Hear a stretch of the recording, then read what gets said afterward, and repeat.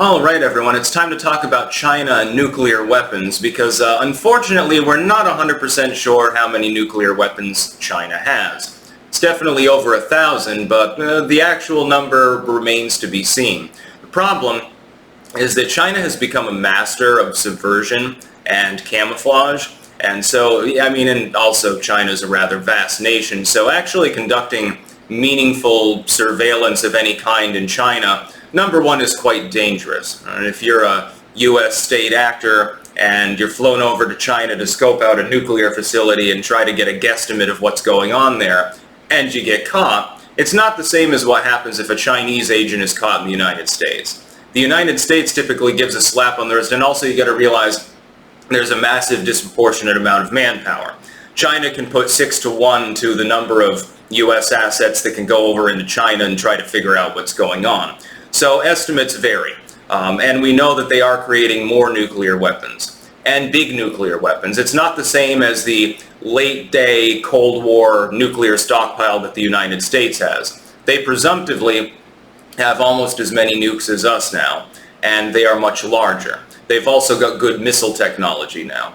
In my opinion, what we should be doing is modernizing our arsenal. Number one, to make bigger weapons, more formidable ones, and more of the smaller kind as well. We should be looking for a smaller, we should probably have a bifold nuclear mentality. This is what I believe. There are basically 3 mentalities that have been adopted with regards to nuclear weapons.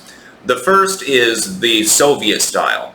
Build a bunch of huge-ass weapons. They don't need to be greatly targeted or anything like that. Their targeting systems don't need to be top-notch because they're so goddamn large. Look at the Satan missile, for example. I believe that's in the 30 megaton range. Well, a single Satan missile dropped in the middle of Manhattan would pretty much destroy all of New York City's metropolitan area. The 5 boroughs would effectively be gone. The damage would extend well beyond them into Long Island. Parts of New Jersey, Jersey City would be gone, up into Yonkers, etc. You can use the nukemap.org site, by the way, if you don't believe me, although for some reason they've removed some of the missiles that are actually in use right now. The most standard one in the Chinese arsenal is the Dongfeng. It's around 15 megatons. That would do catastrophic damage. If you dropped it in the middle of Boston, Boston would cease to exist, for example. But you have the Soviet mentality, so big weapons. You have the U.S. mentality, which is highly mobile, smaller but well-targeted weapons. And then you have the hybrid mentality that China appears to generally be using. And it's that hybrid mentality that I believe ultimately wins the day. You have a number of smaller weapons that can be deployed on submarines, on planes, and so forth, tactical nukes, things of that nature. And then you have a stockpile of much larger weapons that are mainly silo-based. And China engages in this behavior. The smaller ones are much more easy to make than the big-ass ones. They're going to be cheaper because they've got smaller amounts of nuclear material, they're more versatile, again, they can be sub-launched, etc. We should be having a more mobile nuclear force that should be much more sub-based than anything else, and silo-based on the other end. But we need more of them. We should be going toe-to-toe with China. If they're going to play an expansionist policy, and that is what they're doing, it's a colonial policy. Effectively, China wants to ramp up nuclear production to bully its neighbors. Hey, look at the arsenal that we've got. You can't do anything to us. We would vaporize your whole fucking civilization. We should probably be going toe-to-toe with them as a counterbalance. But the problem is the U.S. leadership has become globalistic. That is, they don't really care to maintain anything beyond a basic nuclear deterrent. China's not going to attack the United States directly because they'd get flattened. We'd get flattened too, but it would be mutually assured destruction. But that's the old Cold War mentality. China seeks to be able to have such a deterrent that nobody can stop them if they play expansionism. So if they decide to colonize half of East Africa, nobody can do jack shit about it. India and Pakistan can't do shit about it if China decides to bully them around. India is trying to modernize its weapon systems too. I'm confused as to why the United States is not doing the same. Because, if we're going to guard the world's shipping lanes, etc., we're going to need a beefy navy, we're going to need a beefy air power. We've got, 10 to 1 air superiority, I think, over any other country, if I remember correctly. That's great. Let's put nuclear missiles on them. Now, I'm no fan of the idea of nuclear war. I'm also not a fan of brinksmanship. I'm not a fan of war in general. But if another country is rising up and doesn't have that particular policy and looks to be itching to invade its neighbors or at least subjugate them and turn them into, basically tribute states, tributaries or something like that, then we should probably attempt to safeguard against that situation, at least within our own hemisphere. There's not a whole lot we can do, for example, about Southeast Asia, South Asia. That's in China's backyard, land borders and stuff. There's not as much that we can do there. Now, if China decides to subjugate Cambodia, for example, it's going to be kind of difficult to stop them. We can, though, safeguard our allies within the Asian Rim. We can safeguard the Americas. Certainly, NATO is kind of untouchable at this point. But we need to do more because otherwise world trade falls apart. If we end up in a multipolar world as far as trade lanes and then travel and things like that, then everyone gets fucked. Now, I mean, some people would say, well, everyone should get a seat at the table, a slice of the pie. That's fine.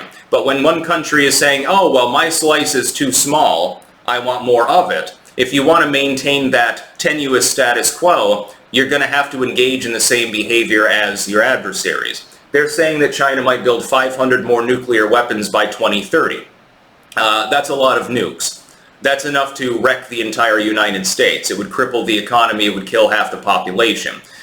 This is why I stockpile potassium iodide. This is why I have other survival gear. This is why I have survival skills. Thankfully, when I'm in Rutland, of course, kind of out of the way, nobody's going to waste a nuclear weapon on Rutland. They wouldn't even waste a fat man or a little boy on Rutland City, let alone the metropolitan area getting hit with a megaton level weapon. We should have a handful of larger weapons, and then we should have a fuck ton of smaller weapons that are cheaper to maintain, easier to deploy, easier to move around, so that we can have mobile systems so that we can provide a counterbalance against the Chinese. Now, as far as the Russians go, they've modernized the weapons that they have to an extent, but they don't seem to want to ramp up production of additional weapons, and then that's good. Although if we start building more, they might start building more. They seem more interested in modernizing the weapons than in actually making more of them. China is going for brute force in the sense of quantitative rather than qualitative superiority. The thing is, you need a mix of the two.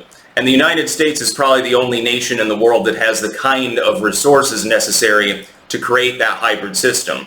A small number of qualitative superiority weapons, so a few hundred of the big boys, and then thousands of the little guys that are more of the quantitative superiority sort of thing, sub-based, plane-based, etc.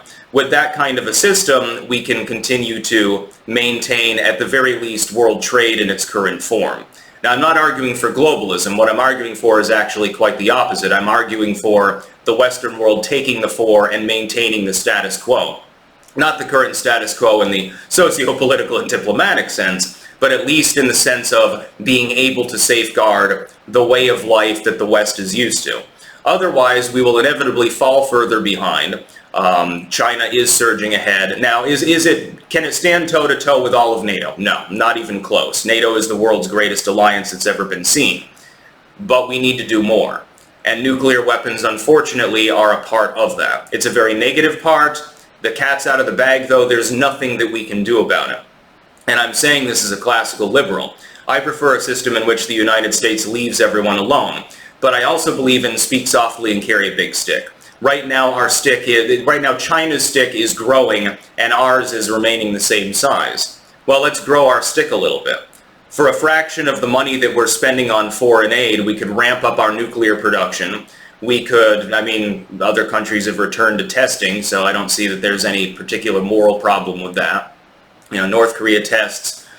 India and Pakistan may have tested more recently. China may have, we're not 100% sure. The problem with guessing what their stockpile actually is that China is much better than the Western world at hiding what it's doing. They've got a vast land area, a more homogeneous population, so the number of people in the United States who could pass for Han Chinese is relatively smaller. And they could always be double agents too, just to be clear. China has infiltrated the West with arguably 3 million different agents scattered across the NATO countries. That report came out a few months ago. So we're not sure. Could be they have 1,000 weapons, could be 1,500. They could have 3,000, by 2050 or something like that. The hope is that you get an effective anti-nuclear deterrent. But then I've pointed out before, there's one problem with creating a system that can reliably take down nuclear systems and prevent you from being hit by nukes. If another country finds out that you're successfully building such a system, Reagan understood this, by the way, then they might launch a preemptive strike. They might say, okay, well, if they deploy this system successfully, we no longer have a nuclear deterrent against them. And if that happens, winner take all. The grand chessboard has just been tossed off the table, effectively. Other countries would have a reason to preemptively strike. So that's why when Ronald Reagan was talking about anti-missile technology and stuff, and he said, well, we're gonna share this, with the Soviets, basically, because otherwise all hell might break loose. Technically speaking, he wasn't incorrect. We should be doing that in secret, like top secret, beyond top secret, like a handful of people who have been vetted for 10 fucking years are the only ones allowed to work on the project. If we can develop something like that and mass produce it properly without a Rosenstein sort of a situation going on, we can probably make it work, but until then we should probably be making more nukes, actually. That's about all. Peace out.